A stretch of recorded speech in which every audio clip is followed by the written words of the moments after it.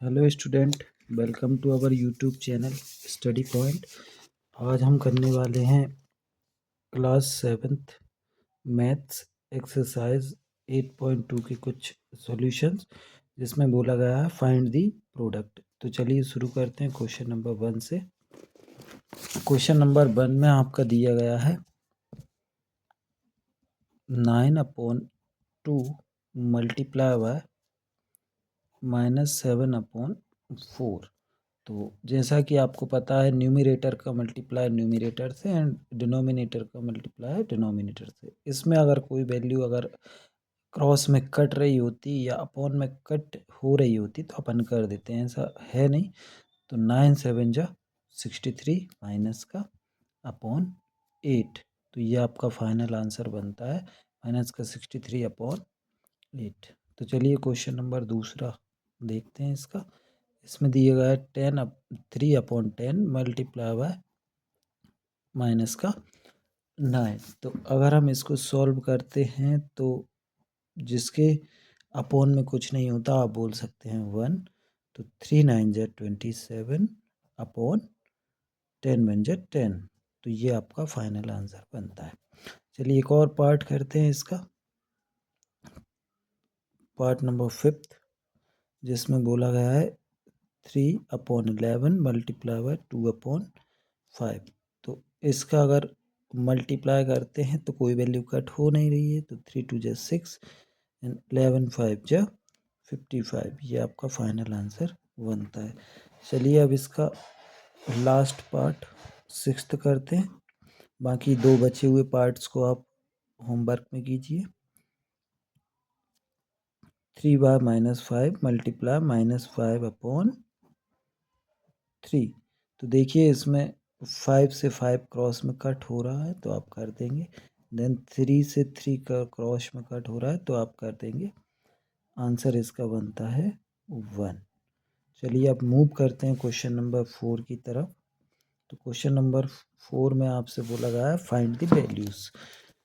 इसको अगर आप करते हैं तो इसमें बोला गया है -4 डिवाइडेड बाय 2/3। तो इसमें बीच में आपका डिवाइड का साइन है। तो आपको एक सिंपल सा रूल पता होगा, जो नंबर, तो हम इसको ऐसे भी लिख सकते हैं -4/2/3। इसको सॉल्व करने पे आपको मिलेगा -4/3 मल्टीप्लाई बाय 2। तो आप इसको लिख सकते हैं -4 डिवाइडेड बाय 2 डिवाइडेड बाय 3।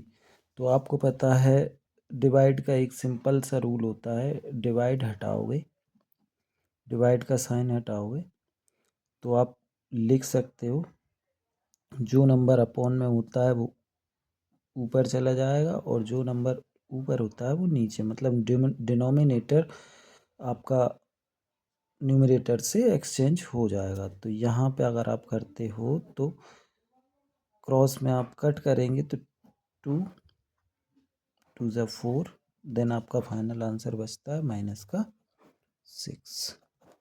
चलिए अब मूव करते हैं इसके पार्ट बी की तरफ।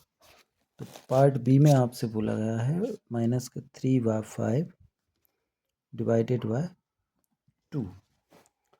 सेम प्रोसेस, आपको पता होगा जिसके नीचे कुछ नहीं होता आप लिख सकते हो 1। तो ये है -3/5 मल्टीप्लाई बाय 1/2। तो आप अगर इसको सॉल्व करेंगे तो आपको आंसर मिलता है -3/10।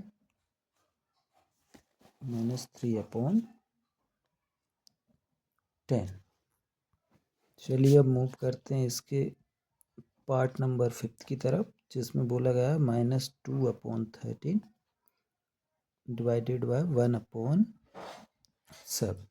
जैसा कि मैंने आपको बताया था, फर्स्ट फ्रिक्शन को तो आप लिखेंगे -2/13, देन मल्टीप्लाई का साइन लगाएंगे न्यूमरेटर चेंज हो जाएगा आपका डिनोमिनेटर से एंड डिनोमिनेटर चेंज हो जाएगा आपका न्यूमरेटर से। तो इसको सॉल्व करने पे मिलेगा आपका -14/13। चलिए एक और पार्ट करते हैं इसका, पार्ट नंबर 6, जिसमें आपसे बोला गया है -7/12 डिवाइडेड बाय -2/13। सेम प्रोसेस आपको पता है, फर्स्ट फ्रिक्शन को आप सेम लिखेंगे, then exchange numerator by denominator को आपस में एक्सचेंज कर देंगे। तो ये लिखा है 13 -2। अब कोई भी वैल्यू इसमें ऐसी है नहीं जो आपस में कट हो रही हो, तो आपको सिंपल सा लिख देंगे 13 7 जा 91 एंड 12 2 जा 14। देन दोनों साइड माइनस है तो माइनस से माइनस कैंसिल आउट हो जाएगा। आपका फाइनल आंसर बनता है 91/24। चलिए एक लास्ट क्वेश्चन और करते हैं इसका, क्वेश्चन नंबर 7, जिसमें बोला गया है 3 divided by 13 divided by -4/65। Same process 3 divided by 13 multiply 65 divided by -4। तो आपको पता होगा 13 से 65 कट जाएगा 5 टाइम्स में, तो इसको कट कर देंगे और अगेन ऊपर वाले नंबर का मल्टीप्लाई ऊपर, तो 3 5 जा 15 -4।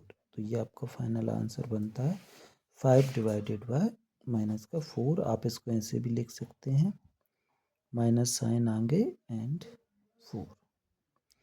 Thank you for watching video. अगर आपको वीडियो अच्छी लगी हो तो चैनल को लाइक करें, सब्सक्राइब करें एंड ज़्यादा से ज़्यादा लोगों तक शेयर करें। Thank you for watching video.